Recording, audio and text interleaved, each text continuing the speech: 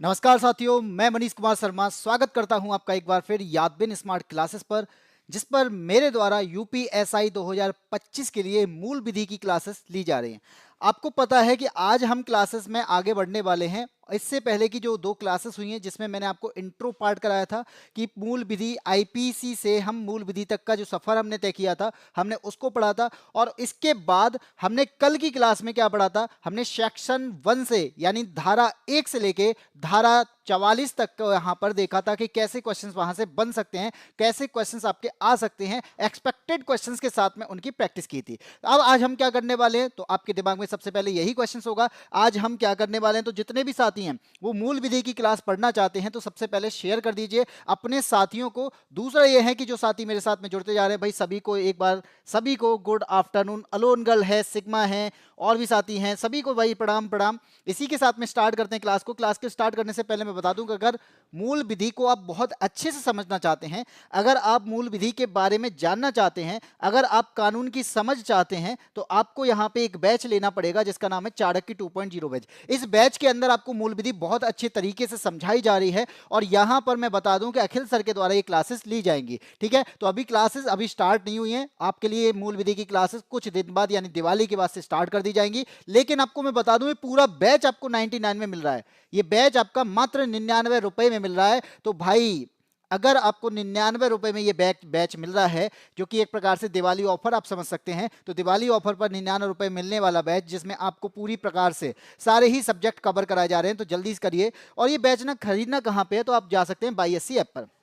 कहाँ जा सकते हैं, बाईएससी ऐप पर, जहां पर आप रजिस्टर और लॉगिन करेंगे। उसके बाद में यानी बाईएससी ऐप डाउनलोड, फिर रजिस्टर, उसके बाद लॉगिन, और वहां पर हम अपने जो भी बैच चाहते हैं जिसमें हम एनरोल करना चाहते हैं वो बैच आप यहां पे परचेज कर सकते हैं। बाकी अब क्लास को हम स्टार्ट करते हैं। तो क्लास में मैंने आपको बताया था कि हम आईपीसी से बीएनएस की तरफ जा रहे हैं, और आईपीसी से बीएनएस की तरफ में जाएंगे तो बीएनएस आपके लिए बहुत इंपॉर्टेंट बनता है। और बीएनएस क्या है, भारतीय न्याय संहिता है। क्या है ये भारतीय न्याय संहिता की बात करता है। और ये भारतीय न्याय संहिता 2023 है, जो कि आपकी 1 जुलाई 2024 को क्या होती है, लागू हो जाती है। अब इससे रिलेटेड क्वेश्चंस कैसे आ सकते हैं, ये हम इसमें पढ़ने वाले हैं। और जो साथी भाई, एक बार फिर से मैं कहता हूं कि एक बार शेयर कर दो, क्लासेस बहुत अच्छे से तरीके से आपके लिए पढ़ाई जा रही हैं, आपको एनालाइज करके पढ़ाया जा रहा है, तो आप एक बार शेयर कर सकते हैं। बाकी का हमको मैं बता दूं कि हम आज की क्लास में क्या पढ़ने वाले हैं, क्योंकि हम सेक्शन 1 से लेके 44 तक कंप्लीट कर चुके हैं। हम धारा 1 से 44 तक हम उससे रिलेटेड क्वेश्चन कर चुके हैं। फिर आज क्या करेंगे, हम आज कौन से चैप्टर को पढ़ने वाले हैं, तो हम चैप्टर वाइज चल रहे हैं। तो चैप्टर आज आपका होने वाला है बीएनएस 2023 का चैप्टर नंबर 4 को हम कंप्लीट करने वाले हैं, यानी अध्याय 4 को हम कंप्लीट करने वाले हैं। और अध्याय 4 के साथ साथ हम 5 को भी कंप्लीट करेंगे। इसका मतलब यह है, अध्याय 4 के अंदर क्या है, तो आप कहेंगे अध्याय 4 के अंदर आता है सर दुष्प्रेरण। क्या आता है, दुष्प्रेरण आता है, जिसे हम कहते हैं उकसाना। इसके बाद में आपका मान लीजिए आपराधिक षड्यंत्र है, यानी आप क्राइम के लिए कोई षड्यंत्र बनाते हैं, कोई प्लानिंग करते हैं, तो उससे रिलेटेड आपसे क्वेश्चंस पूछे जा सकते हैं, कौन सी धारा के अंतर्गत ये आती हैं। और मान लीजिए आपने क्राइम करने के लिए कोई प्रयत्न किया, कोई कोशिश की, तो वो भी आपके लिए एक अपराध के रूप में सामने आती है। और ये सेक्शन 4 यानी हम अध्याय 4 की बात करते हैं, तो इस सेक्शन 4 के अंतर्गत जो धारा है वो धारा हमारी 44 से स्टार्ट यानी 45 से स्टार्ट होती है और 62 तक की धाराएं इसके अंतर्गत आती हैं। फिर हम बात करते हैं चैप्टर 5 की, और इस चैप्टर 5 में हमें आज क्या पढ़ना है, तो आज हम जानेंगे कि महिलाओं और बच्चों के खिलाफ जो अपराध किए जाते हैं उसके लिए क्या दंड दिए जाते हैं। तो महिलाओं के खिलाफ और बच्चों के खिलाफ, आपको पता है महिलाओं के खिलाफ अत्याचार किए जा सकते हैं और होते भी हैं, तो इनसे रिलेटेड हमारे पास में बीएनएस में क्या प्रावधान है, इनके क्वेश्चंस भी हम यहाँ पे यह करने वाले हैं। बच्चों पर या बच्चों के खिलाफ अपराध, ठीक है, यानी महिलाओं और बच्चों के खिलाफ जो अपराध किए जाते हैं उनसे रिलेटेड क्वेश्चंस भी आपसे पूछे जा सकते हैं। तो ये किस धारा के अंतर्गत आएंगे, तो आप कहेंगे सर धारा नंबर 63 से 99 तक की धारा। तो आज हमारे पास में 99 धारा कंप्लीट हो जाएंगी। 1 से 44 तक कल कर चुके हैं, अब इसके बाद 45 से लेकर 99 तक आज हम कंप्लीट करने वाले हैं। तो आपको समझ में आ गया कि हम किस प्रकार से चलने वाले हैं। तो आपको रोजाना मैं आपको यहाँ पे चैप्टर वाइज कंप्लीट कराऊंगा। फिर आगे बढ़ते हैं, क्वेश्चंस पर आते हैं। सबसे पहला क्वेश्चन आपका किस टाइप से पूछा जाता है, बीएनएस की बात कर रहे हैं? हाँ जी बिल्कुल है। बीएनएस में सबसे पहला क्वेश्चन, दुष्प्रेरण, आपराधिक षड्यंत्र और प्रयत्न से आपका धारा 45 से लेकर 62 तक हम यहाँ पे कंप्लीट करेंगे। तो 45 से 62 तक में आपका सबसे पहला क्वेश्चन आ चुका है कि मान लीजिए कोई किसी अपराध को करने के लिए किसी को उकसाता है, किसी को इंस्टिगेट करता है, तो क्या कानून उसे अकेले सजा दे सकता है? मान लीजिए कि मेरे साथ में जिद्दी है और अलोन गर्ल है, तो जिद्दी ने अलोन गर्ल को चोरी करने के लिए कहा, बुरा मत मानना, मतलब समझने के लिए। तो जिद्दी गर्ल ने अलोन गर्ल को क्या कहा? चोरी करने के लिए कहा, और अलोन गर्ल ने वो कर भी लिया। तो क्या जिद्दी को भी जेल हो सकती है? तो भाई हाँ। तो डायरेक्ट क्राइम हमारा क्या है? अगर आपसे पूछा जाएगा कि डायरेक्ट क्राइम है ये हमारा, अगर हम चोरी करेंगे कि आज हमारा मन है चोरी करने का, खुद अकेले सोचा था, खुद ही करने चले गए, तो ये आपका डायरेक्ट क्राइम है। और ये सेक्शन नंबर किस में आता है? तो आप कहेंगे हमारा सेक्शन नंबर 20 से लेके 30 के बीच में ही आता है। ठीक है, लेकिन आपने यहां पे क्या किया है? उकसाया है, और उकसाया आपका कहलाता है अवेटमेंट, और उकसाना आपका कहलाता है दुष्प्रेरण। और ये दुष्प्रेरण के लिए जो मतलब जो हमारे पास में धारा है, जो हमारे पास में सेक्शन है, वो सेक्शन स्टार्ट होता है आपका 44 से लेकर, और 44 से लेकर 47 तक के जो सेक्शन हैं, ये हमारे किससे संबंधित हैं? दुष्प्रेरण से संबंधित हैं, यानी अवेटमेंट से संबंधित हैं। अब पूछा क्या जा रहा भाई? पूछा है कि बीएनएस की किस धारा के तहत दुष्प्रेरण के अपराध का दंड का प्रावधान है?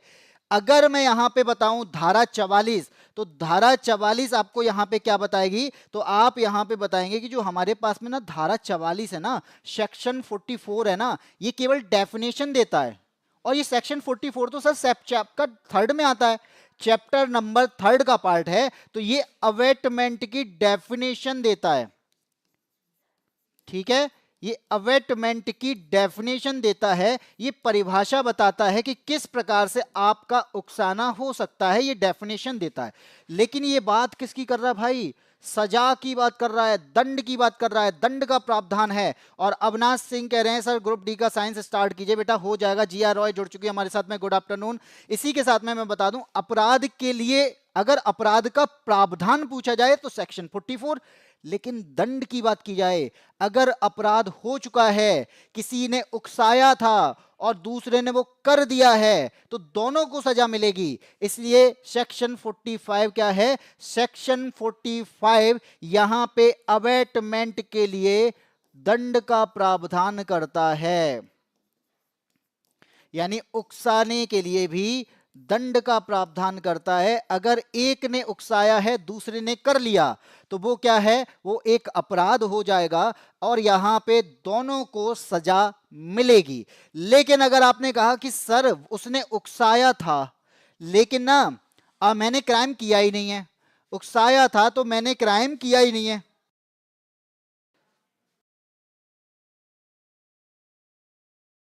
तो आपका क्या कहेंगे कि यहां पर जब अपराध हुआ ही नहीं है तो भी सजा मिल सकती है? बिल्कुल मिल सकती है, तो लेकिन कम मिलेगी। तो अवेटमेंट के लिए, दंड के लिए हमारे पास सेक्शन 45 और 46 है, लेकिन 45 कहता है कि आपको सजा मिलेगी, दोनों को मिलेगी, बराबर मिलेगी। और 46 कहता है कि सजा तो मिलेगी लेकिन कम मिलेगी। ठीक है, कोशिश की थी उसने, अपराध हुआ नहीं है लेकिन कम मिलेगी। ठीक है, तो ऑप्शन नंबर बी यहां पे सही हो जाएगा। ये बात समझ में आई? अच्छा ये बता दो, ये समझ में आया?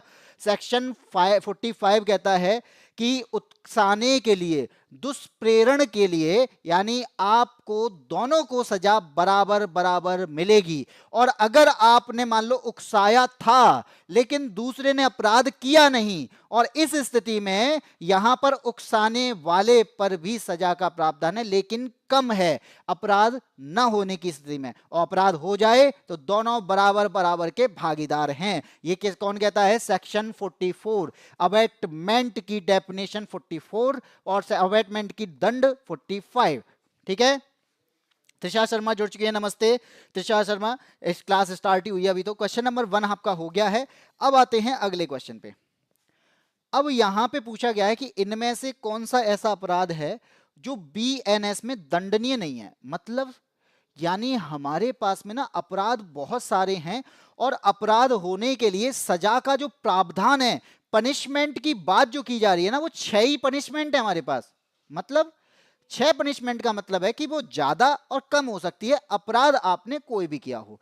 ठीक है, तो अब यहां पे क्या होता है, हमारे पास में ना पनिशमेंट जो थी वो आईपीसी में हुआ करती थी, लेकिन हमारा प्रेजेंट टाइम में तो सर बीएनएस चल रहा है। तो आज के टाइम में क्या हम आईपीसी और बीएनएस के तहत ही काम कर रहे हैं? तो हम कहेंगे कि बीएनएस जो है वो आपका यहां पे काम तो करता है, लेकिन यहां पर यह है कि कुछ जो चीजें हैं वो आज भी हमने बीएनएस से ले रखी हैं। तो ऐसी स्थिति में आपसे अगर पूछा जाएगा तो आप यहां पे क्या कहेंगे कि हमारे पास जो आईपीसी थी ना, हमारे पास में जो आईपीसी थी उसके अंतर्गत एक प्रावधान था जिसे हम कहते थे डेथ, सजाए मौत की सजा दी जाती है। तो डेथ का जो प्रावधान था क्या वो बीएनएस में है? तो आप कहेंगे हाँ जी बिल्कुल है। डीएनएस आपके बीएनएस 2023 में हमारे पास में डेथ का प्रावधान है, हमारे पास पनिशमेंट में अब भी डेथ है। फिर उसके बाद अगर आपसे कहा जाए नहीं भाई आपको डेथ नहीं कारावास होगा, लेकिन वो आजीवन होगा, तो आजीवन कारावास क्या हमारे पास में आज भी एग्जिस्ट करती है? तो आप कहेंगे कि बिल्कुल करती है सर, बीएनएस में ये भी प्रावधान है।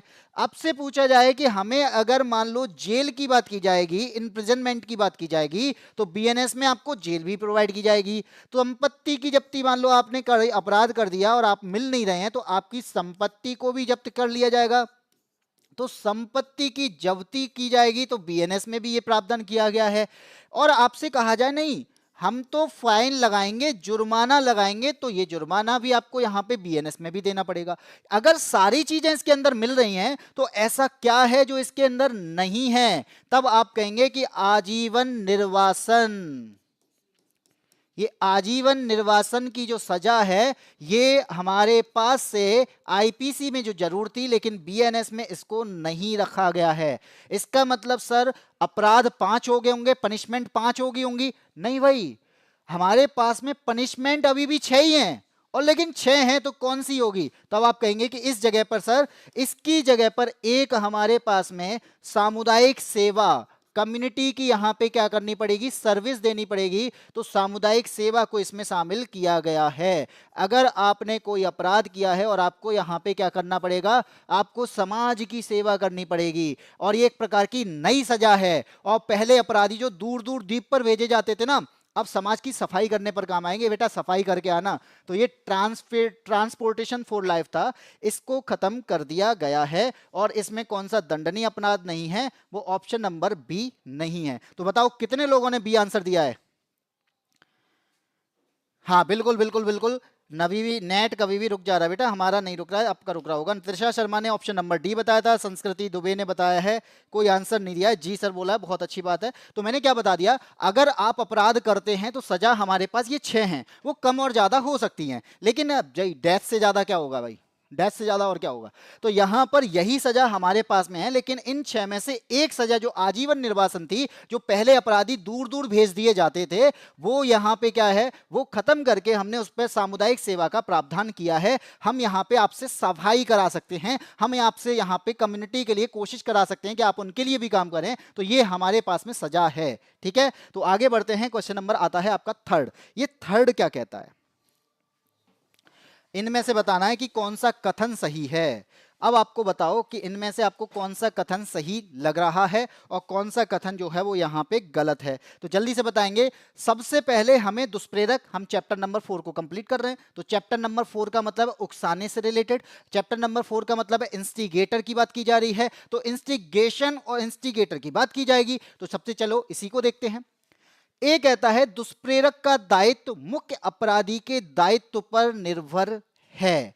तो हमें यहां पे क्या बताना है, हमें यहां पे सही बताना है। लेकिन दुष्प्रेरक क्या है सर?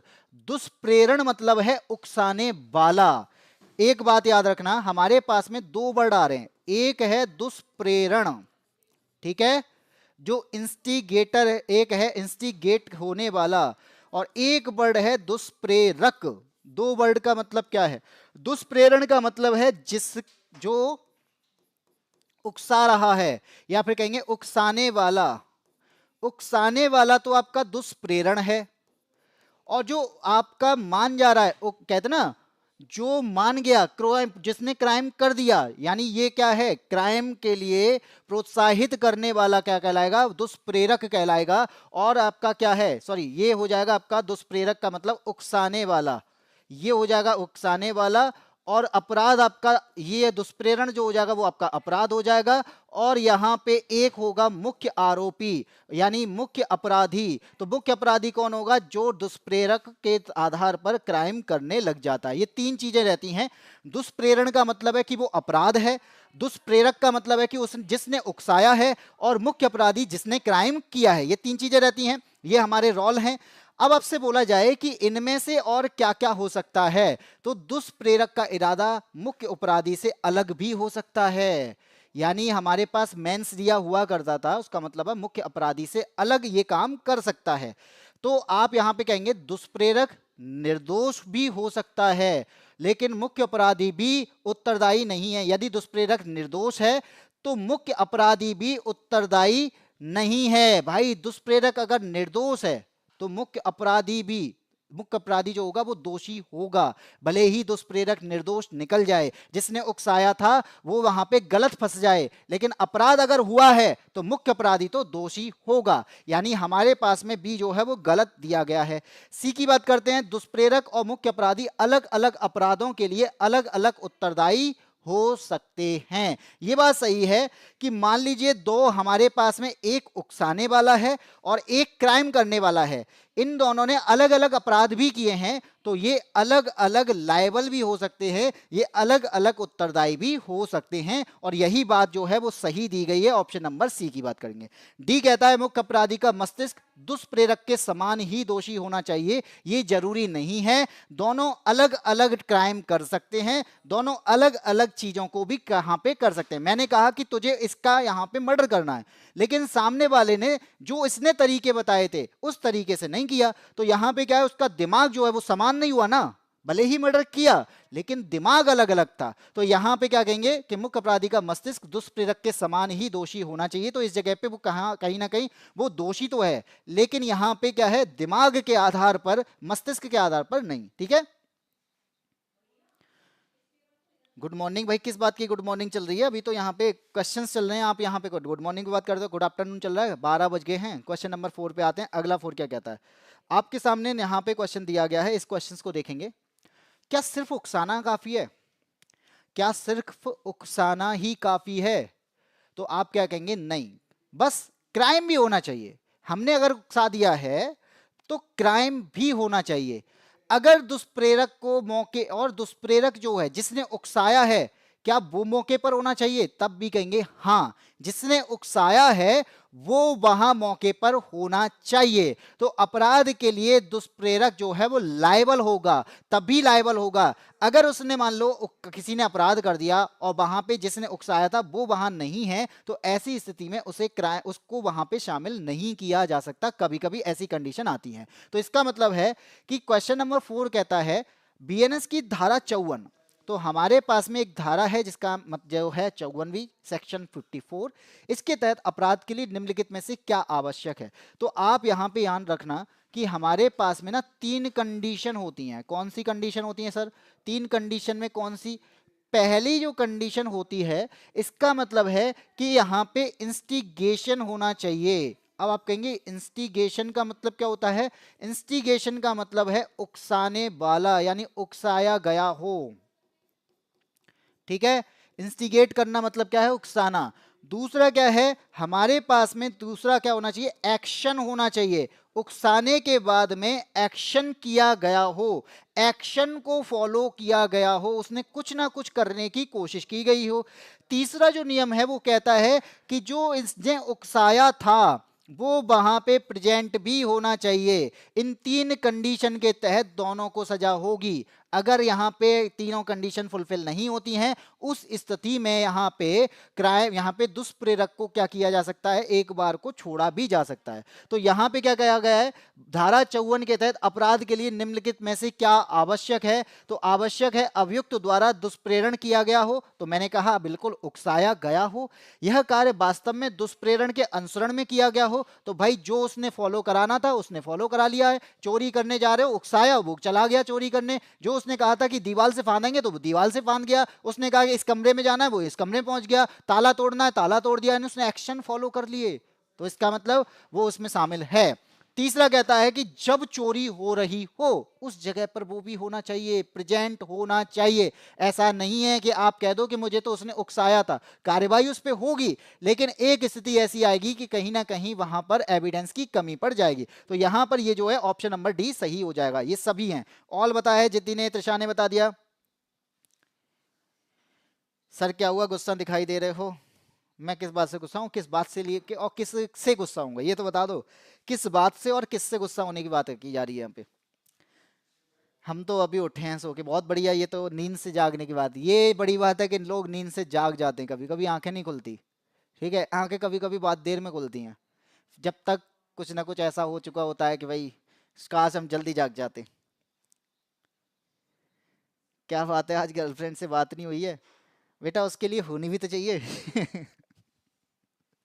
चल आगे बढ़ते हैं, क्वेश्चन नंबर 5 पे आते हैं। क्वेश्चन नंबर 5 यहां पे क्या कहता है, अगर मान लो उकसा दिया, अगर किसी ने इंस्टिगेट कर दिया और आपने अपराध नहीं किया, उकसा दिया और आपने अपराध नहीं किया, तो उस स्थिति में उकसाने वाले को सजा हो सकती है।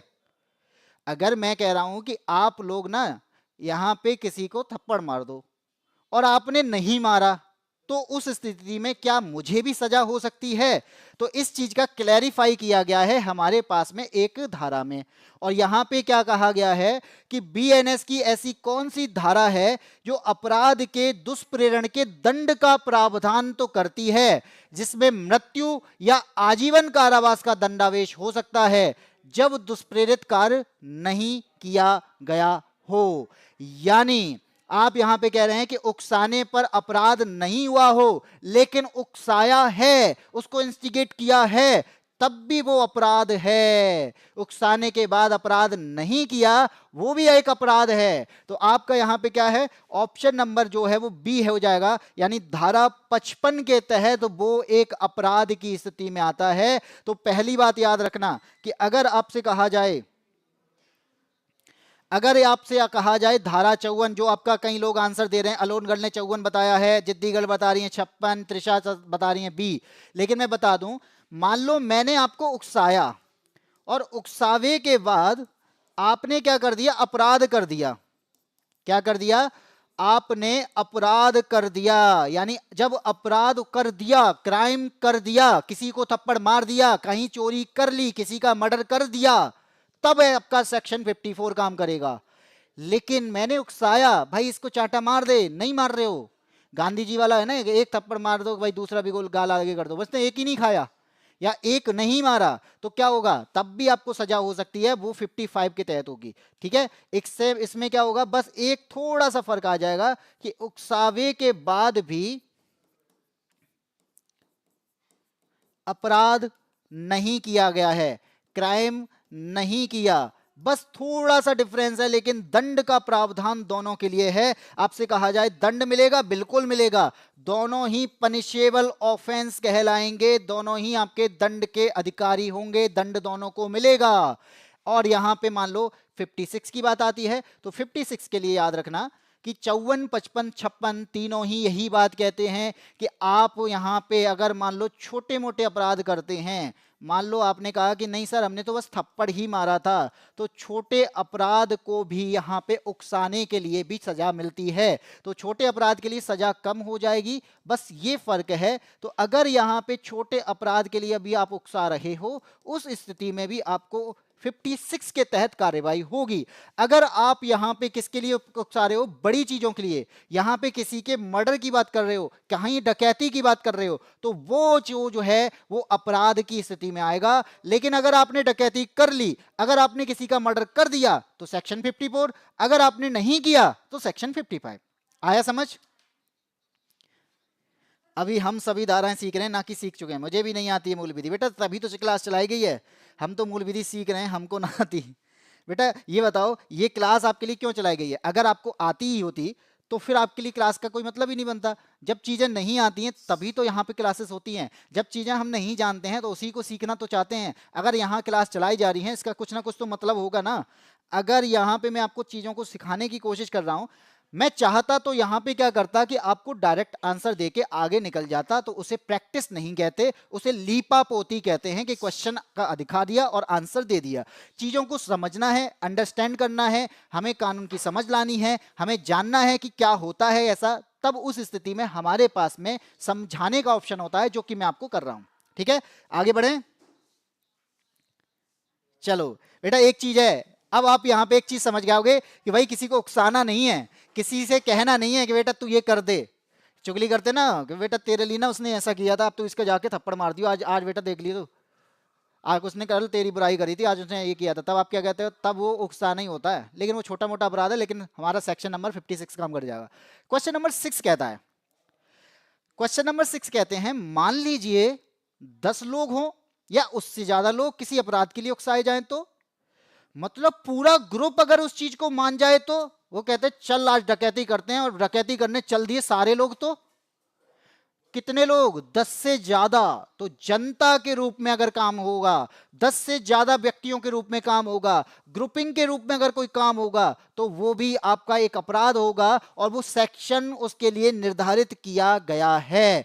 अगर आपने कहा कि भाई हम दो ही लोग थे, मैं और मेरा दोस्त, तो धारा 54 काम करेगी। लेकिन मैं और मेरा पूरा ग्रुप था तो धारा 57 काम करेगी, ये याद रखना। ठीक है, धारा 54 के तहत एक लोग दूसरे को उकसा रहा है तो वो वहां पर अपराध की स्थिति में आता है, धारा 54 के तहत।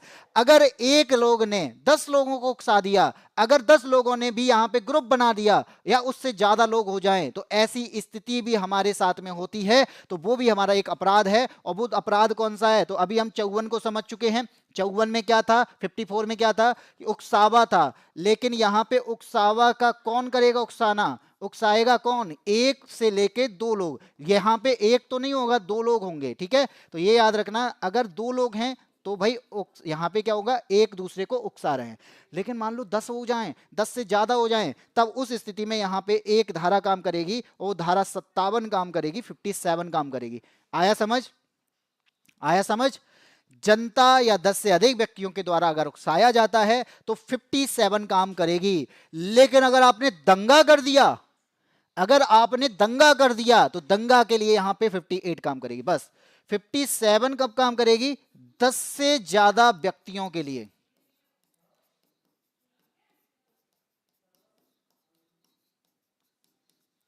ठीक है, अगर आपने 10 से ज्यादा व्यक्तियों को उकसा दिया, ठीक है, व्यक्तियों द्वारा उकसाना, तो ये आपका क्या है? 57 है। आपने किसी से एक से ज्यादा व्यक्तियों को या 10 से ज्यादा व्यक्तियों को इंस्टिगेट कर दिया, तो वो आपका 57 के तहत दंडनीय अपराध है।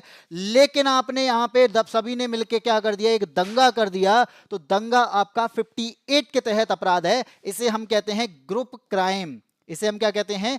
ग्रुप क्राइम कहते हैं, समूह अपराध की स्थिति कहते हैं। ये आपका 58 के तहत होगा। पब्लिक प्रोटेस्ट होता ना भाई, धरना तो आप सभी देते होंगे, लेकिन धरने में अगर यहां पे हिंसा हो जाए, अगर धरने में यहां पे क्या हो जाए, लोग एक दूसरे को पत्थर फेंकना स्टार्ट कर दें, तो वहां पर जो कार्रवाई होती है वो धारा 58 के तहत होती है। लेकिन अगर वो 10-12 लोग बैठे हैं और वो आपका ऐसी स्थिति करते हैं, तो धारा 57 के तहत कार्रवाई होती है। ये याद रखना। ठीक है, अभिषेक उपाध्याय भाई, गुड नाइट। बहुत बढ़िया, तुम्हारी मूल विधि तो बहुत अच्छी है, फिर तुम्हारे कानून बहुत अच्छे हैं कि भाई दिन को रात बता रहे हो, गुड नाइट बोल दिया सीधा। ये भी एक क्राइम है। कौन सा क्राइम है? आएगा ये भी, मिसलीड करना। ठीक है, इसे कहते हैं मिसलीड करना। तुम मुझे उकसा रहे हो रात यहां पे दिन को रात बोलने के लिए। क्यों अभिषेक भाई? चलो आगे बढ़े। दंगा फसाद, बेटा दंगा फसाद करने के लिए नहीं बोल रहा मैं, दंगा फसाद को सजा का बता रहा हूं कि किसके तहत आपकी कार्रवाई होगी, ठीक है, जेल हो जाएगी, ऐसी स्थिति आती है। तो यहाँ पे दंगा फसाद करना नहीं है, समझना है। ये नहीं है कि सर ने बताया था कि हम पे 57 के तहत कार्रवाई होगी तो हम 57 लोग आए हैं। गुरुजी मैंने आपको टूंडला देखा है, तो बेटा मैं टूंडला जहाँ पे होऊंगा वहीं दिखूंगा। अब ऐसा तो है नहीं कि मैं आपको कहीं और हूँ, मैं कहीं और हूँ और मैं आपको कहीं और दिख जाऊँ, ऐसा तो है नहीं। हाँ ये है कि इस जगह पे दिख रहा हूँ एक जगह पर और आप लोग कहीं और से देख रहे हैं, ये हो सकता है। ठीक है, क्वेश्चन नंबर आता है 7। 7 क्या कहता है, मान लो दो लोग हैं या फिर दो से ज्यादा लोग हैं। मान लो अभिषेक उपाध्याय है, अभिषेक उपाध्याय के साथ सिग्मा, त्रिषा, जिद्दी सब मिलके बात कर रहे हैं, यानी दो से ज्यादा लोग हो गए। जैसे आप मेरे साथ में चैट कर रहे हैं ना, तो दो, आप कितने लोग हो गए, दो से ज्यादा हो गए। अब आप लोगों ने ना अपराध करने की योजना बना दी, सब लोगों ने क्या कर लिया, अपराध करने की योजना बना ली, पर अपराध हुआ नहीं है। अपराध करने की योजना बनाना, अपराध करने की प्लानिंग करना, और ऐसी स्थिति अगर आपको पता चलती है तो क्या सर ये अपराध है? केवल योजना बनाना पर अपराध नहीं कर रहे, लेकिन यह योजना बनाना ही अपराध है या नहीं? मैंने आपको दिल्ली देखा है। अब ऐसे तो बेटा किसी ना किसी ने कहीं ना कहीं किसी ना किसी को देखा ही होगा, और फिर कहते हैं कि सर आप जैसा कोई देखा था। भाई ठीक है, मैं यहाँ पे बात कर रहा हूँ, इस चीज को समझते हैं कि मान लीजिए दो लोग हैं या दो से ज्यादा लोग हैं, वो अपराध करने की प्लानिंग कर रहे हैं, मतलब प्लानिंग ही कर रहे हैं, अभी अपराध नहीं कर रहे। उन्होंने बस सोचा है कि आज ना, आज तो भाई हम लोग मिलके ना उसको थोंक डालेंगे, तो क्या यही भी अपराध माना जाएगा?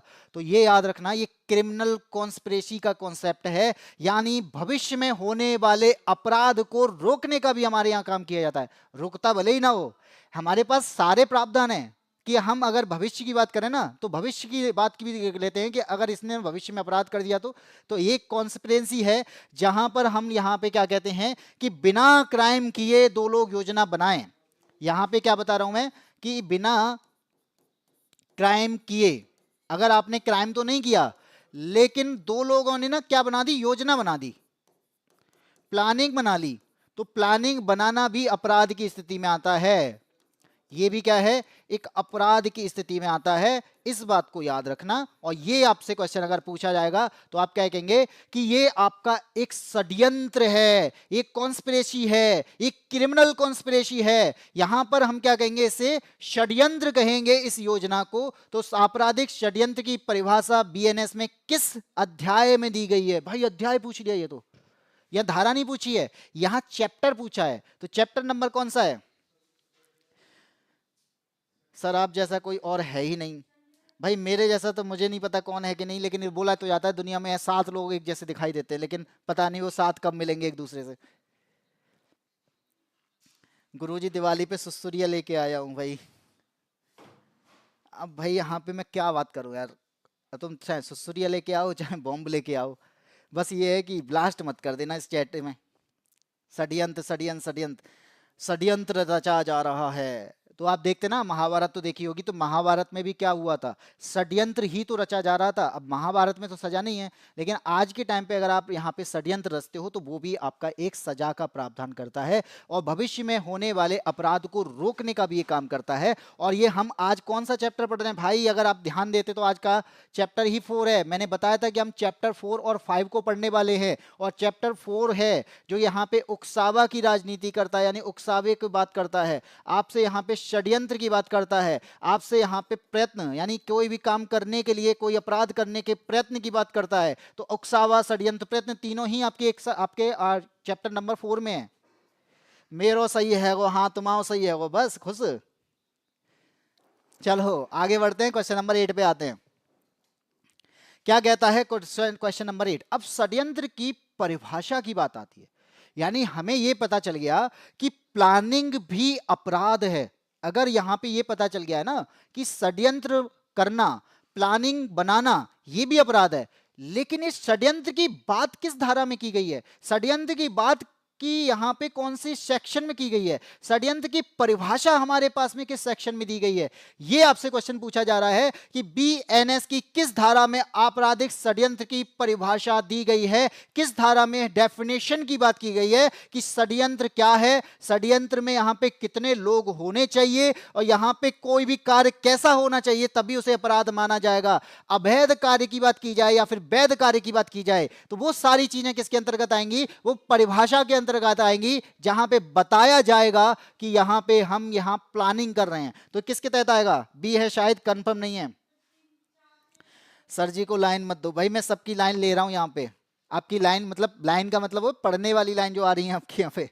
चलो मैं बता दूं कि यहाँ पे अभी हमने यहाँ पे धारा कौन सी देखी थी, तो आपने यहाँ पे बोला था कि जब हम यहाँ पे षड्यंत्र की बात करते हैं ना, तो षड्यंत्र आपका 61 से स्टार्ट होता है। याद रखना कि जब हमारे पास में षड्यंत्र की बात की जाएगी तो षड्यंत्र आपका यहाँ पर 61 से स्टार्ट होता है, और 61 का पहला ही तो होगा जिसमें परिभाषा दी जाएगी, पहला ही तो होगा, पहला क्लॉज ही होगा जिसमें यहाँ पे क्या किया जाएगा, परिभाषा की बात की जाएगी। लेकिन फिर टू क्या है, 61 का टू क्लॉज क्या कहेगा भाई, यहाँ पे दंड का प्रावधान किया जाएगा कि आपको क्या पनिशमेंट। तो पहले में आपको क्या बताया जाएगा कि ये इसकी डेफिनेशन क्या है, कि ये है क्या, यहाँ पे उसके बारे में इंट्रो दिया जाएगा, और फिर उसके बाद में सेकंड क्लॉज जो होगा वो उससे रिलेटेड दंड का प्रावधान करेगा, वो उससे रिलेटेड यहाँ पे पनिशमेंट का प्रावधान करेगा, वो पनिशेबल ऑफेंस है कि नहीं उसकी बात करेगा। वो हमारा 61 का क्लॉज 2 है,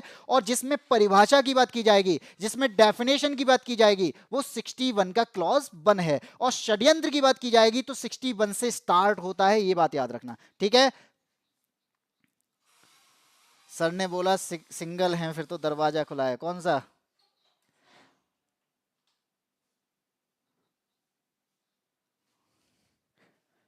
भाई ये भी पता, ये भी एक चीज बता दूं, ये भी स्टॉकिंग के उसके अकॉर्डिंग अपराध माना जाता है। लेकिन यार बस फर्क ये है कि लड़कों के लिए कोई कानून नहीं है। अभी यहाँ पे मैं कोई बात कह दूं तो आप कह दोगे कि हाँ सर, लेकिन लड़कों के लिए कानून नहीं है इतने। चलो आते हैं क्वेश्चन नंबर 9 पे। ये भी षड्यंत्र रचा जा रहा है, मेरा ही राइट है ओनली। चलो क्वेश्चन नंबर आता है अगला।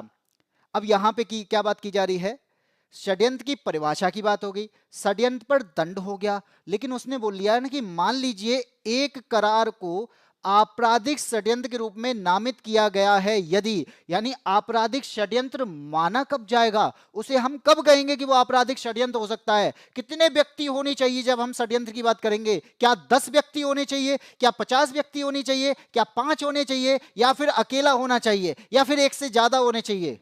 तो आप जानते हैं षड्यंत्र का मतलब है प्लानिंग करना, और प्लानिंग कभी भी अकेले नहीं की जाएगी, प्लानिंग के लिए यहां पे एक से ज्यादा होने चाहिए। लेकिन कितने होने चाहिए, तो भाई अगर आप 2 लोग भी हैं ना, आप 2 लोग भी हैं तब भी प्लानिंग कर सकते हैं, आप अगर 2 लोग हैं तब भी यहां पे षड्यंत्र रच सकते हैं, आप अगर 2 लोग हैं तब भी यहां पे उकसा सकते हैं एक दूसरे को।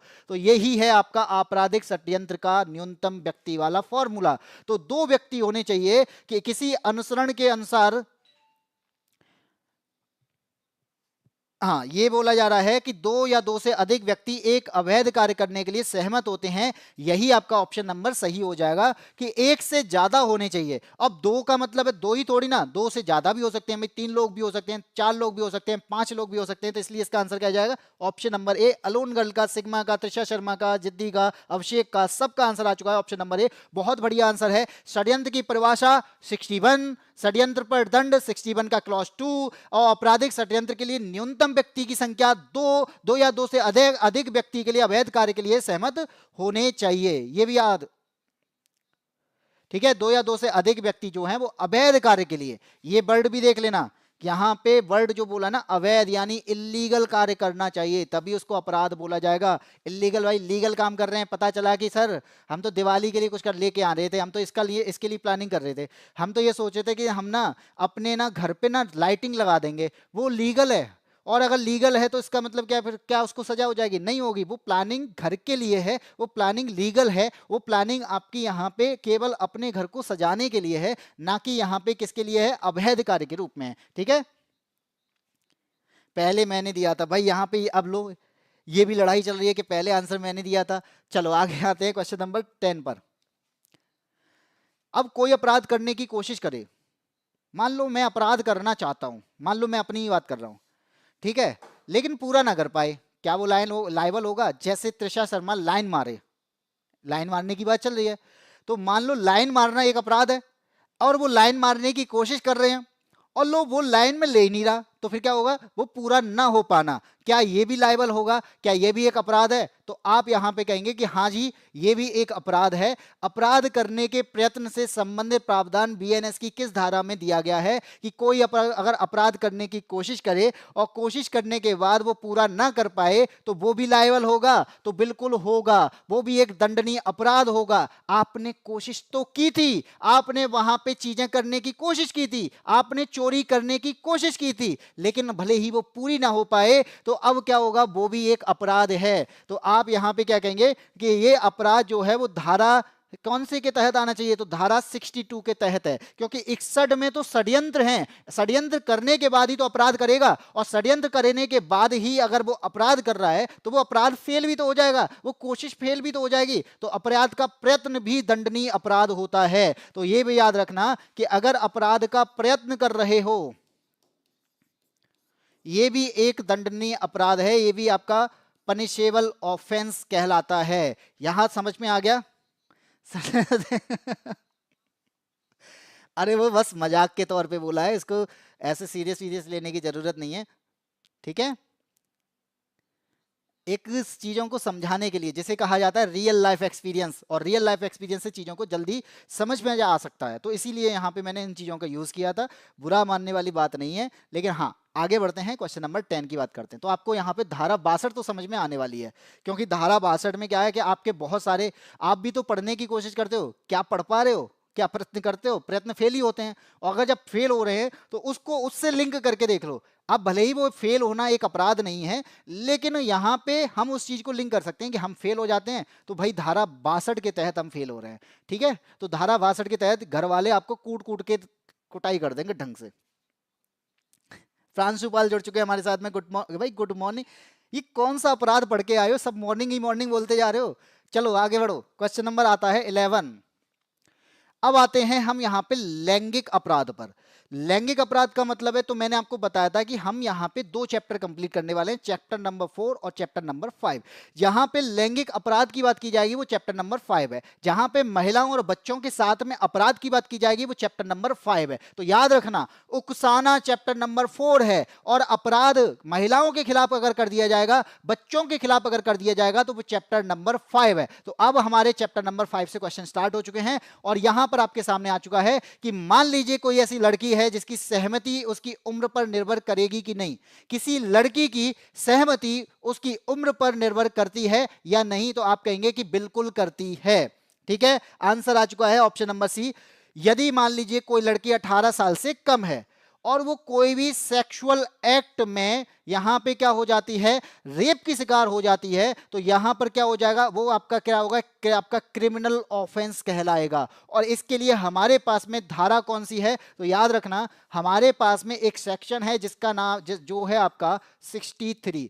तो धारा हमने अभी तक 62 तक देखा था, और 62 तक हमने क्या देख लिया कि वहां तक प्रयत्न की बात की जा रही है, और प्रयत्न कर लिया, और प्रयत्न के बाद में यहां पे आते हैं हम लैंगिक समानता पर, यहां पे लैंगिक अपराध पर। तो लैंगिक अपराध में 63 आपका धारा नंबर 63 है, ये बलात्कार की यानी रेप को एक दंडनीय अपराध की बात करती है कि रेप एक अपराध है। 18 वर्ष से कम आयु की अगर आपकी पत्नी भी है ना, तो उसके साथ में भी सेक्सुअल एक्ट करना, ये भी आपको दोषी करार करता है, भले ही वो आप अपनी पत्नी के साथ में क्यों ना हो। तो आप यहां पे धारा 63 के तहत दोषी होगे।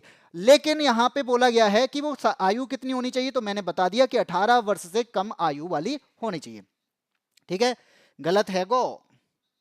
गुरुजी सुबह कब होगी? बेटा सुबह तुम्हारी तब होगी जब तुम्हें किसी भी एग्जाम को क्वालिफाई कर लोगे। सुबह तुम्हारी तब होगी जब आपके हाथ में जॉब होगी। सुबह तुम्हारी तब होगी जब आपके पड़ोसी आपको देख के कहेंगे कि हाँ, इनका लड़का सक्सेस हो चुका है। वही आपकी सुबह है, उसी को कहते हैं आंख का खुलना, उसी को कहते हैं कि जागना। सुबह उठकर अगर आप यहाँ पे किसी जॉब के लिए जाते हैं, अगर सुबह उठकर आप अपनी सक्सेस की तरफ भागते हैं, तो उसे कहते हैं उठना, उसी को कहते हैं सुबह, ठीक है? बाकी का आपका जो चल रहा है ना, वो एक सपना है, वो एक यहाँ पे आप उस सपने की तरफ भाग रहे हैं, उस सपने को पूरा करने के लिए भाग रहे हैं। अगर जिस दिन आपका सपना टूटेगा उस दिन आपको बहुत दुख होगा। इसीलिए कह रहा हूं, पढ़ लो, समझ लो और कोशिश करो कि आगे हम जब उठें तो हमारा लक्ष्य पूरा हो चुका हो। कोशिश करो कि आगे जब हम उठें तो हमारे आसपास के लोग हमारे लिए एक प्रकार से तालियां बनाते बजाते आए, कहें कि ये लड़का है जिसने दूसरे का, अपना ही नहीं अपने मोहल्ले का नाम रोशन किया है। उसे कहते हैं सुबह। ठीक है, आगे बढ़ते हैं, अगले क्वेश्चन पे आते हैं। क्वेश्चन, अच्छा इसी पे पढ़ते हैं पहले। 63 में मैंने कहा कि रेप एक प्रकार की क्या है, एक आपका क्राइम है। और अगर मान लो 64 की बात कर दे, सेक्शन नंबर 64 की बात करेगा, तो यहां पे रेप के लिए सजा का प्रावधान है। क्या है? रेप के लिए सजा का प्रावधान किसके अंतर्गत आता है? 64 के तहत आता है। और ये याद रखना, इसे बलात्संग के नाम से भी जाना जाता है। ठीक है, अब आपसे कहा जाए कि मान लीजिए ए ने ना शादी कर ली, किससे? एक लड़की से। एक लड़के ने एक लड़की से शादी कर ली। अब उसके साथ में वो क्या करता है? रहता है, और रहने के लिए वो प्रेरित करता है। रहने का मतलब है कि वो उसके साथ में सेक्स के लिए प्रेरित करता है, और वो झूठा आश्वासन देता है, और उस झूठे आश्वासन में लड़की जब फंस जाती है, उसके विश्वास कर लेती है, तो वो भी एक अपराध माना जाएगा। बाद में अगर उसे ए जो लड़का है वो उसे पहचानने से भी इंकार कर दे और वो ये कह दे कि मेरी पत्नी नहीं है, तब भी वो दोषी माना जाएगा। और वो कौन, किसका दोषी होगा? वो रेप का दोषी होगा। तो यहां पर आपका 64 के तहत उसे क्या मिल सकती है? सजा मिल सकती है। अब मान लीजिए 67 की बात करूं मैं, आर्टिकल, यहां पे धारा याद रखना, 3 धाराओं से क्वेश्चन पूछे जाते हैं। अगर आपका अलगाव हो चुका है, आप एक दूसरे के साथ से अलग रह रहे हैं, और अलगाव होने के दौरान भी आप दोनों क्या हैं? एक साथ आ जाते हैं, तो उस स्थिति में भी क्या हो सकता है? उस स्थिति को भी हम अपराध घोषित कर सकते हैं। ये भी हमारे पास में धारा 67 कहती है। अगर मान लीजिए कोई व्यक्ति है, आपको नौकरी का झांसा दे रहा है, कोई व्यक्ति कहता है कि आपको नौकरी दिला देगा, कोई व्यक्ति कहता है कि आपको यहां पे एक पद पर ले जाएगा, तो अपने पद का वो खुद दुरुपयोग कर रहा है। तो अपने पद का दुरुपयोग करने पर, अपने पद का दुरुपयोग करने पर अगर वो आपके साथ में संबंध बनाता है, किसी के साथ में संबंध बनाता है, दुरुपयोग करने पर संबंध बनाएगा, ये भी क्या है? ये भी एक क्राइम है। इसके तहत भी सजा का प्रावधान है। तो ये भी आपका क्या है? एक क्राइम के तहत आता है, ये भी एक अपराध के तहत आता है। अगर आपसे बात की जाए 69 की तहत, धारा 69 की बात की जाए, धारा 69 की बात की जाए, अगर यहां पे वो क्या करता है? सेक्सुअल असॉल्ट करता है। क्या करता है? आपके साथ में, किसी के भी साथ में क्या करता है? कोई लड़का सेक्सुअल असॉल्ट करता है, आप यहां पे क्या करता है? सेक्स करने पर यहां पे क्या करता है? कटअप का जो साधन होते हैं, वो कपटपूर्ण साधन जो होते हैं, उनका यूज करता है, तो वो भी आपका क्या होगा? वो भी एक अपराध की श्रेणी में आएगा। तो वो 69 के तहत आएगा। तो ये जो है आपके जो सेक्शन है, जो आपको यहां पे बताते हैं कि किस प्रकार से आपको अवेयर रहना है चीजों से, और इसीलिए आपका मूल विधि का सेक्शन लाया गया है। इसी वजह से मूल विधि को समझाने के लिए मैं यहां पे कोशिश कर रहा हूं, जो कि आपका यहां पे कौन कौन से आर्टिकल, कौन कौन से सेक्शन हैं जो इंपॉर्टेंट बनते हैं। 63, 64, 67, 68, 69। ठीक है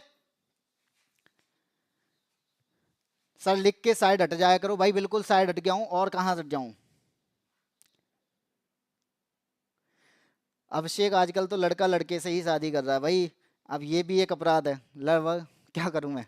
आगे बढ़ते हैं। Question number 12। फिर वो आता है कि क्या करूं मैं, मर जाऊं? क्वेश्चन नंबर 12 की बात करते हैं। मान लो, अगर एक आपने सुना होगा, जहां पे बोला जाता है कि सामूहिक बलात्कार अगर हो जाए, तो एक से अधिक व्यक्तियों के द्वारा किसी लड़की के साथ में सामूहिक बलात्कार की अगर घटना होती है, जो कि एक निंदनीय अपराध माना जाता है, वो पूछा जा रहा है उसके लिए हमारे पास में जो दंड, आपका जो दंड मिलेगा, वो किस धारा के तहत मिलेगा। और इस धारा के तहत मैं बता दूं कि इसमें ना कठोर कारावास दिया जाता है। कठोर कारावास दिया जाता है, और कठोर कारावास के तहत यहाँ पे बहुत सारी सजाएं ऐसी होती हैं जिसमें कठोर कारावास जो है वो 20 वर्ष से कम नहीं होता। यानी यहाँ पे जो कारावास दिया जाएगा वो 20 वर्ष से कम नहीं होगा, या फिर उसे क्या दिया जाएगा? आजीवन कारावास दिया जाएगा। तो याद रखना, यहाँ पर आपको मैंने कितनी धाराएं बता दी थी, वहां पर मैंने 69 धारा तक बता दिया था। अब यहाँ जो धारा दी जा रही है, ये धारा है, यहाँ पर क्या की जा रही है? सामूहिक बलात्कार वाली। तो ये आपका आता है 71 में। तो धारा 71 से भी क्वेश्चंस अगर आप पूछे जाएंगे तो आप यहां पे बता देंगे 71। आपकी हंसी देखने के लिए हम क्लास में आते हैं भाई। अभिषेक, ठीक है तुम्हारा कहना सही है, लेकिन कुछ अलग ना लग जाए। चलो आगे बढ़ते हैं, क्वेश्चन नंबर 12 के बाद में आते हैं क्वेश्चन नंबर अगला 13 पे। ठीक है, हमने समझ लिया कि किस प्रकार से यहाँ पे इनको निंदनीय अपराध में रखा जाता है। हमने यहाँ पे समझ लिया सेक्शन नंबर 63 से लेके सेक्शन नंबर 71 तक। 71 के बाद में भी आपके सेक्शन है, लेकिन हम उन सेक्शन पर बात कर रहे हैं जिनसे क्वेश्चन बन सकते हैं। अब मान लीजिए कोई ऐसा भी है जो महिला के विरुद्ध आपराधिक बल का यूज करे, अब वो उस पर हमला कर दे, तो हमला करने के साथ साथ यहाँ पे क्या होता है, उसके लिए भी यहाँ पे एक प्रावधान दिया गया है कि कौन सी धारा किसी महिला की लज्जा भंग करने के आशय से उस पर हमला या आपराधिक बल का प्रयोग करने पर दंड का प्रावधान करती है।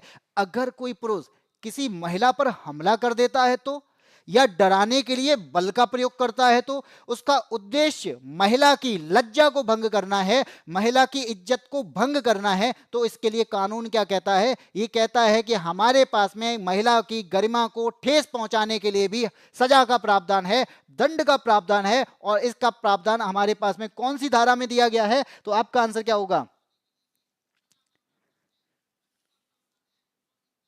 सर जी सुपर हीरो हैं, किसी की बात पे गुस्सा नहीं करते। भाई गुस्सा किस बात का ले? चलो यहां पे मैं बात करता हूं, तो मैंने आपको बता दिया सेक्शन 71 तक। अब 71 के बाद अगर फोर्स की बात की जाती है, अगर बल की बात की जाती है, अगर किसी की गरिमा को ठेस पहुंचाने की बात की जाती है, तो हमला करने की बात करी जाती है, तो वो आपका आता है धारा 74 के तहत। ये थास लिख गया है, थास नहीं है, धारा 74 है। 74 के तहत यहां पे आपको सजा का प्रावधान किया जाता है कि महिला की गरिमा को ठेस पहुंचाना। ये 74 में क्या है, महिला की गरिमा को ठेस पहुंचाने का काम अगर किया जाता है, महिला की इज्जत को ठेस पहुंचाने को काम किया जाता है, तो वहां पर भी आपको क्या दिया जा सकता है, आपको यहां पे भी सजा का प्रावधान किया जा सकता है। और अगर मैं ये कहूं कि वो कोई भी व्यक्ति, अगर कोई भी व्यक्ति यहां पे क्या कर रहा है, बल का प्रयोग कर रहा है और वो अपराध के लिए कर रहा है, तो इसे आपराधिक बल की संज्ञा की जाती है। वो आपराधिक बल का प्रयोग करेगा और आपराधिक बल के प्रयोग में यहां पे क्या होगा, यहां पर वो यहां पे यौन क्रिया पूरा ना कर पाए, तो ऐसी स्थिति में भी सेक्शन 74 लगता है। तो यौन क्रिया पूरा ना कर पाने की स्थिति में भी यहां पे 74 सेक्शन लगता है। ठीक है, तो आपसे अगर ये क्वेश्चन भी पूछे जाएं तो आप यहां पे आंसर दे पाएंगे, क्योंकि ये अवेयर करने के लिए भी है। और यहां पे हमें पता होना चाहिए कि कौन से सेक्शन के तहत कितनी सजा दी जा सकती है, कौन से सेक्शन के तहत हम यहां पे बता सकते हैं कि ये सारी सजाएं हैं। किसमें 20 साल तक की सजा है, किसमें 20 से कम की सजा है, ये आपको पता होनी चाहिए। ठीक है, मणिपुर केस, हाँ जी बिल्कुल, मणिपुर केस स्वतंत्र प्रत्यक्ष परिणाम में कितनी असहनीय पीड़ा रही होगी। बिल्कुल भाई सिग्मा, ये बात बिल्कुल सही है। आजकल वैसे भी कोई लोग इन चीज़ों पर फोकस तो करते नहीं, अपराध करने वाला कभी भी इन चीज़ों पर फोकस नहीं करता, वो केवल अपराध करता है। उसकी स्थिति में कभी भी दंड नहीं होता, उसकी स्थिति में केवल गुस्सा होता है। यहाँ पे गुस्से से काम नहीं चलता, ये बात याद रखना। कभी भी किसी पर ऐसे नॉर्मल हर चीज़ पर गुस्सा नहीं करना चाहिए। कई लोग ऐसे हैं जो यहाँ पर गुस्सा भी करते हैं। अब बात करते हैं, चलो क्वेश्चन नंबर 14 की।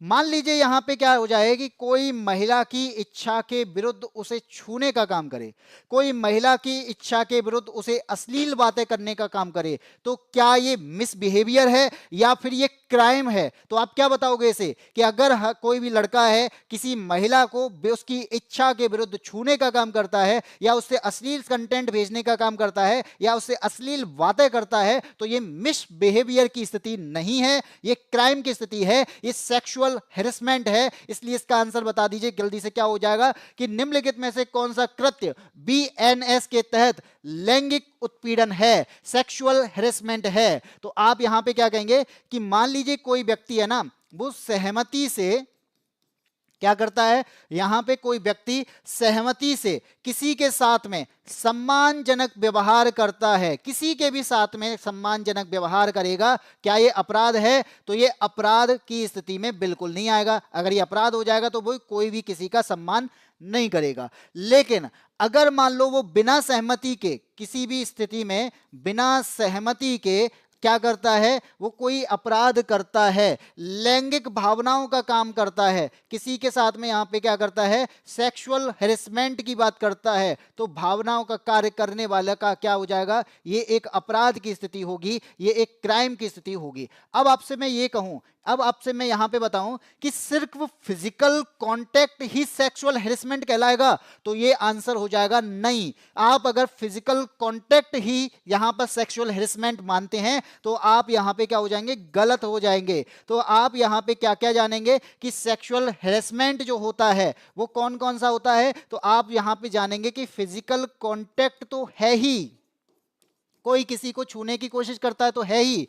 इसके अलावा अगर आप यहां पे उसके साथ में कोई गलत काम भी करने की कोशिश करते हैं या फिर कोई डिमांड भी करते हैं तो वो लस्टफुल डिमांड भी आपका किसका पार्ट है, वो लस्टफुल डिमांड भी आपका सेक्सुअल हेरेसमेंट का पार्ट है। अगर यहां पे आप उससे केवल बातें करते हैं और बातें भी आपकी कैसी हैं, वो भी आपकी क्या है, अश्लील है, तो ये आपका वर्बल डिमांड का पार्ट है। तो आप इन चीजों को भी जानेंगे और यहां से आपको समझ में आया होगा कि ये सब क्राइम की स्थिति है। अगर आप यहां पे कहते हैं कि ये कौन से सेक्शन के तहत आएगा, तो आप बता देंगे कि सेक्शन नंबर 74।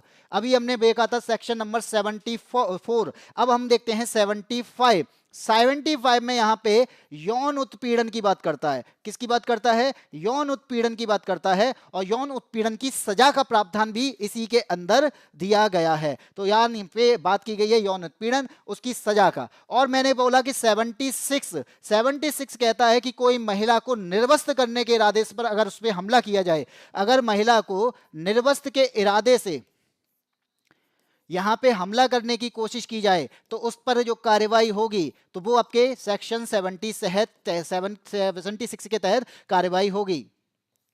ठीक है, तो यहां पे बल का प्रयोग करता है तो वो 76 के तहत यहां पे कार्रवाई होगी। अगर मान लीजिए आपको 77 के तहत आपसे बोला जाए कि आप ना बस ताक झांक कर रहे थे, आप कुछ नहीं कर रहे थे सर, मैं उसे देख रहा था, ताक झांक कर रहा था, तो वो 77 के तहत क्राइम है। अगर आपसे बोला जाए कि भाई मैं तो केवल पीछा कर रहा था, तो वो पीछा करना भी स्टॉकिंग का पार्ट है, यानी सेक्शन 78 के तहत ये भी क्राइम है, किसी का आप ऐसे ही पीछा नहीं कर सकते। और अगर यहां पे आप कोई इशारा करते हैं, इशारा मतलब महिला की गरिमा को ठेस पहुंचाने वाला इशारा करते हैं, तो यह भी आपका क्या है, सेक्शन 79 के तहत क्राइम है। अगर आप इशारा भी करते हैं तो यह भी आपका क्राइम कहलाएगा। तो ये सारे ही क्या है, क्राइम है। तो मैंने क्या बोला, शारीरिक संस्पर्श यानी यहां पे फिजिकल कांटेक्ट, अग्र क्रियाएं जिसमें अवांछित और स्पष्ट लैंगिक संबंध बनाने का प्रस्ताव शामिल है, तो ये ही मैंने क्या बताया, लस्ट डिमांड करना, लैंगिक संबंधों की मांग करना, महिला की इच्छा के विरुद्ध अश्लील साहित्य दिखाना, ये सब अपराध की स्थिति में आता है, और ये ऑप्शन नंबर डी इसका आंसर हो जाएगा। क्या है, ठीक है, चलो पढ़ लो बेटा, पढ़ लो। ठीक है, जिद्दी जीएस का क्वेश्चन है, चलो कोई बात नहीं है। मैंने बता दिया आपको किस प्रकार से हमारे पास में ये सेक्शन है जो सेक्सुअल हेरेसमेंट से संबंधित है। तो एक प्रकार से हम चीजों को समझते जा रहे हैं, और मैंने इंपॉर्टेंट सेक्शन आपके सामने लिख दिए हैं। अब मान लीजिए कोई विवाह कर ले, और विवाह करने के बाद क्या मांगे, वो दहेज मांगे, तो ऐसी स्थिति में भी क्या सर अपराध है, बिल्कुल अपराध है। दहेज मांगना भी एक अपराध है, और दहेज के कारण किसी की हत्या कर देना भी एक अपराध की स्थिति में आता है। अब आते हैं क्वेश्चन नंबर 15 पे। तो ये आता है आपका क्या, सर जी थोड़ा फास्ट हो सकता है बेटा, मैं शक्तिमान तो नहीं हूं, ठीक है, मैं कोशिश तो कर सकता हूं लेकिन शक्तिमान नहीं हूं। मैंने यहां पे बताया कि बीएनएस की निम्नलिखित में से कौन सी धारा दहेज मृत्यु से संबंधित है। दहेज मृत्यु का मतलब है कि दहेज के कारण किसी महिला को मार देना, ये यहां पे क्या कहलाएगा, एक्सीडेंट कहलाएगा या फिर मर्डर कहलाएगा। तो आप यहां पे कहेंगे कि सर ये मर्डर कहलाएगा, लेकिन किसके तहत, कौन से सेक्शन के तहत यहां पे मृत्यु की सजा दी जाए, दहेज मृत्यु पर सजा दी जाएगी। तो आप यहां पे कहेंगे सर अगर मान लीजिए कि दहेज के कारण अगर वो इंसान ना फंसे बाद में, तो क्या उसको सजा होगी, भाई मृत्यु के लिए तो सजा होगी, भले ही वहां पे सेक्शन वो भले काम ना करे दहेज की मृत्यु का, लेकिन अगर आप सामान्य हत्या भी करते हैं तो सामान्य हत्या के लिए भी आपको सजा का प्रावधान क्या है, सेक्शन 103 सेक्शन 103 के तहत वहां पे क्या है, सामान्य हत्या के लिए आपको सजा दी जा सकती है। लेकिन अगर मान लीजिए वो हत्या किसके लिए की जा रही है, दहेज के लिए की जा रही है, तो दहेज के लिए की जाने वाली हत्याएं जो आती हैं वो सेक्शन 80 का पार्ट है, सेक्शन 80 का पार्ट है। तो 79 तक कंप्लीट कर चुके थे, तो 80वां धारा वो आपकी यहां पर है, ऑप्शन नंबर बी यहां पे सही हो जाएगा कि धारा 20 धारा 80 के तहत दहेज एक्ट यहां पे काम करेगा। और दहेज एक्ट आपका कितने साल तक काम करेगा, क्या वो 2 साल तक काम करेगा, क्या 5 साल तक काम करेगा, क्या 20 साल तक करेगा? तो दहेज एक्ट जो है वो शादी के 7 साल के अंदर तक काम करता है, यानी 7 साल तक ही काम करता है। तो आप इस बात को याद रखना कि आपके अगर 7 साल 2 दिन हो चुके हैं तो वहां पे दहेज एक्ट काम नहीं करेगा। 7 साल के अंदर अगर आप यहां पे क्या करते हैं, दहेज एक्ट से रिलेटेड मर्डर करते हैं या फिर मान लीजिए कोई ऐसी बात करते हैं, तो वहां पर सेक्शन 80 काम करेगा, वरना आपका यहां पर सेक्शन 103 काम करेगा। 7 साल से आजीवन कारावास तक की इसमें सजा होती है सेक्शन 80 के तहत। ये विवाह संबंधी अपराध कहलाता है। यहां पर एक्सीडेंट नहीं, ये मर्डर के में आता है, इसलिए याद रखना कि यहां पर दहेज मांगना भी अपराध है, दहेज से रिलेटेड डिमांड करना भी अपराध है, और दहेज के लिए किसी को मार देना भी अपराध है, दहेज के लिए किसी को पीटना भी अपराध है। तो यहां पर सभी अपराध की श्रेणी में आते हैं। और यहां पे आते हैं अगले क्वेश्चन पे, क्वेश्चन नंबर 16 पे। मेरा गलत हो गया बेटा, गलत ही हो जाए, सीख रहे हो, अभी तो सीख रहे हो ना। गलत होना गलत नहीं है, गलत को गलत ना मानना गलत है, ठीक है। आते हैं अगले क्वेश्चन पे। अब मान लीजिए कि दहेज की बात खत्म हो गई, तो अब मैंने कहा कि महिला की इच्छा के बिना अब उसकी प्रेगनेंसी का मिसकैरेज करा देना, यानी गर्भपात करा देना, महिला की इच्छा के बिना उसका गर्भ गिरा देना, तो क्या ये मेडिकल नेग्लिजेंस कहलाएगा या ये मर्डर जैसा क्राइम कहलाएगा? तो आप यहां पे क्या कहेंगे, सर ये कॉज जो है ना मिसकैरेज में कहा गया है, मिसकैरेज से संबंधित प्रावधान है, और मिसकैरेज से संबंधित प्रावधान इनमें से किसी एक में दिया गया है। तो याद रखना कि यहां पर अगर सेक्शन कौन सा, सेक्शन 89 का यूज किया जाए, कौन सा, सेक्शन 89 का यूज किया जाए, तो वो है सहमति के बिना गर्भपात करना। लेकिन ये दिया गया कहां गया है, प्रावधान कहां किया गया है? तो ये प्रावधान का पूछा गया बेटा। एक क्वेश्चन याद रखा, एक क्वेश्चन होता है प्रावधान और एक क्वेश्चन होता है यहां पे दंड। तो दोनों चीजों आपकी अलग अलग हैं। तो जब यहां पे प्रावधान की बात की जाएगी तो सेक्शन 88 का यूज किया जाएगा। और अगर आपसे बात की जाएगी कि धारा 89 के तहत अगर यहां पे बिना सहमति के क्या किया जाए, सहमति के बिना गर्भपात करा दिया जाए, तो एक दंड का प्रावधान इसके अंदर आता है, ठीक है। सहमति के बिना गर्भपात करा दिया जाए तो ये 89 के तहत है। लेकिन ये कहां से कहां दिया गया है, तो आप कहेंगे 88 में, और सजा का प्रावधान किस में किया है, 89 में। और इसके साथ 90 क्या कहता है, गर्भपात कराने के इरादे से किए गए कार्य से अगर किसी महिला की मृत्यु हो जाए तो वो भी एक दंडनीय अपराध है। अगर मान लीजिए कि आपने क्या किया गया, अबॉर्शन कराया और गर्भपात कराने के समय क्या हो जाए, गर्भपात कराने के समय जो डॉक्टर के द्वारा या जो भी नर्स हैं उनके द्वारा कोई कार्य किया जाता है जो गर्भपात कराने के इरादे से, ठीक है, गर्भपात कराने के इरादे से जो कार्य किया जाता है उसमें अगर महिला की मृत्यु हो जाती है तो वहां पर भी आपको सेक्शन 90 के तहत प्रावधान किया जाता है, ठीक है। तो आपका यहां पे क्या हो जाएगा, 88 हो जाएगा। लेकिन अगर इसका राइट आंसर देखा जाए तो वो 89 है। आपका यहां पे क्या है, 88 दिया गया है। प्रावधान करता, दंड का नहीं कहता, गर्भपात कराने पर का प्रावधान कहता तो 88 है, और यहां पे सजा का प्रावधान कह रहा है तो इसलिए 89 है। दहेज क्या होता है बेटा, जिस दिन शादी करोगे उस दिन समझ में आएगा, जिस दिन सरकारी नौकरी लगेगी ना उस दिन तुम्हें सबसे ज्यादा समझ में आएगा, ठीक है, दहेज क्या होता है। क्वेश्चन नंबर आते हैं अगले पर, और क्वेश्चन नंबर 17 क्या कहता है। अब आती है मान लीजिए वेश्यावृत्ति। अब आपका मान लो कोई व्यक्ति है किसी बच्चे को ना खरीद ले, भाई किसी बच्चे को खरीद ले तो, और उसे वेश्यावृत्ति में धकेल दे, तो ये क्या है, ये ह्यूमन ट्रैफिकिंग है या फिर ये क्राइम है या फिर ये कुछ और है। तब हमारे पास में इसके लिए भी प्रावधान है, और याद रखना यहां पर हमारे पास इसके लिए कुछ प्रावधान कैसे दिए गए हैं, सेक्शन 95। और सेक्शन 95 में हमने क्या ये बोला है कि अपराध अगर कोई क्या कर रहा है, बच्चे को खरीदने के लिए काम कर रहा है या बच्चे को रख रहा है, तो यहां पे मैंने कहा अपराध करने के लिए बच्चे को लेना, क्या करना, किसी भी बच्चे का काम कराना, यानी बच्चे को काम पर रखना, किसके लिए, अपराध के लिए, तो ये भी आपका एक क्राइम है और इससे भी आपको क्या लग सकती है, सजा मिल सकती है, ठीक है। ये हो गया आपका 95। एक होता है आपका 96, एक होता है 97, चलते हैं 97। और इस 97 में क्या किया गया है, मान लो आपने ना क्या कर दिया, 10 साल से कम के बच्चे का अपहरण कर लिया। क्या कर लिया, 10 साल से कम के बच्चे का अपहरण कर दिया। क्योंकि हमने महिलाओं की बात कर ली है, अब बच्चों की बात करते हैं। तो बच्चे का क्या कर लिया है, अपहरण कर लिया है। तो ये क्या है, ये आपका ये क्या कहलाएगा, ये है आपकी मानव तस्करी, ह्यूमन ट्रैफिकिंग कहलाएगा। ये सामान्य मानव तस्करी है, वो आपके 97 के तहत आती है।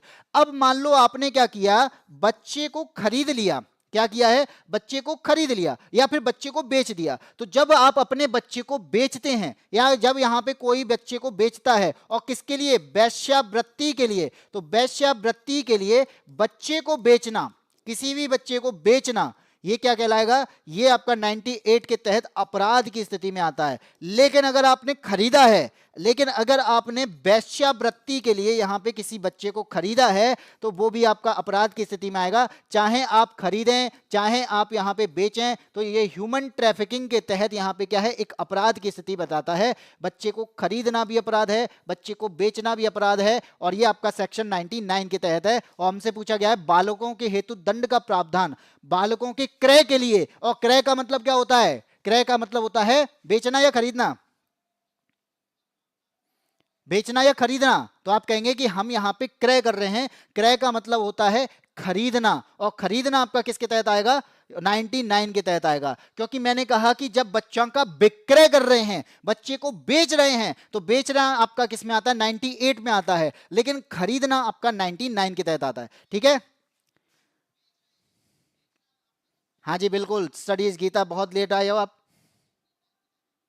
चलिए, ये है आज की क्लास। और आज की क्लास में मैंने चैप्टर नंबर 4 और चैप्टर नंबर 5, सेक्शन 45 से लेकर सेक्शन 99 तक, आज हम कौन से सवाल कर चुके हैं, आज हमने सेक्शन 45 से लेकर 99 तक के क्वेश्चन किए हैं। आज हमने चैप्टर नंबर 4 और चैप्टर नंबर 5 को कंप्लीट किया है। तो इसी प्रकार से ये क्लास आपकी कंटिन्यू रहेगी, इसी प्रकार से आपको ये क्लास मिलती रहेगी। और ये क्लास आपको कैसी लगी है, ये क्लास के बारे में जरूर बताइएगा। आपका यहाँ पे फीडबैक क्या है, और आपके कोई डाउट हैं, आपको कोई क्वेश्चन से रिलेटेड कोई डाउट है, आपकी कोई क्वेरी निकल के आती है, तो आप यहाँ पे हमारे कमेंट बॉक्स का मतलब होता है कि जब चैट खत्म हो जाए, जब लाइव क्लास खत्म हो जाए, उसके बाद जो क्लास होती है, जब आपके पास में रिकॉर्ड बेस पर क्लास मिल जाती है, वहां पर आप कमेंट करते हैं, तो वो कमेंट हमें दिखाई देते हैं, उस कमेंट का हम रिप्लाई कर सकते हैं। लेकिन ये लाइव क्लासेस के कमेंट जो हैं, वो लाइव क्लास खत्म होने के बाद दिखाई नहीं देते हैं। इसलिए यहां पे अगर आप ये क्लास आपको अच्छी लगी है, तो मैं बताना चाहता हूं कि अगर आप चाहते हैं कि हमें ये मूल विधि का पोर्शन बहुत अच्छे से समझना है, हमें इस मूल विधि को बहुत अच्छी तरीके से चीजों को करना है, तो चाणक्य 2.0 बैच में आपको बहुत अच्छे तरीके से चीजों को समझाया जाएगा। आपको यहां पे कानून की समझ विकसित की जाएगी, आपसे जो क्वेश्चन पूछे जाते हैं उनसे रिलेटेड यहां पे मैं क्वेश्चंस लेके आया हूं। और यहां पर से ये क्वेश्चन आपको मिलने वाले हैं, ये आपको बैच पूरा मिलने वाला है 99 में, जिसमें आपको मूल विधि ही नहीं, यहां पे पूरा जीएस, पूरा मैथ, पूरा रीजनिंग, पूरा हिंदी कंप्लीट कराया जाएगा मात्र 99 में। और इन सब के नोट्स भी आपको प्रोवाइड किए जाएंगे मात्र 99 में। और इसी के साथ आपको कहां जाके लेना है भाई, बायसी ऐप डाउनलोड करना पड़ेगा। और ऐप डाउनलोड करने के बाद रजिस्टर और लॉगिन, और वहां पे कुछ डिटेल, जिसके बाद में आप यहां पे लॉगिन कर लेंगे। लॉगिन करने के बाद आपको यहां पे क्या दिख जाएगा, आपको ये इंटरफेस दिखाई देगा, जिसमें आपको पेड कोर्सेज भी दिए जा रहे हैं, जिसमें आपको यहाँ पे पेड कोर्सेज के अलावा यहाँ पे पीडीएफ क्लासेस भी प्रोवाइड की जा रही हैं, यहाँ पे आपको फ्री कोर्सेज भी प्रोवाइड किए जा रहे हैं, और आपके कोर्स जो भी खरीदेंगे माई परचेस में दिख जाएंगे। ठीक है,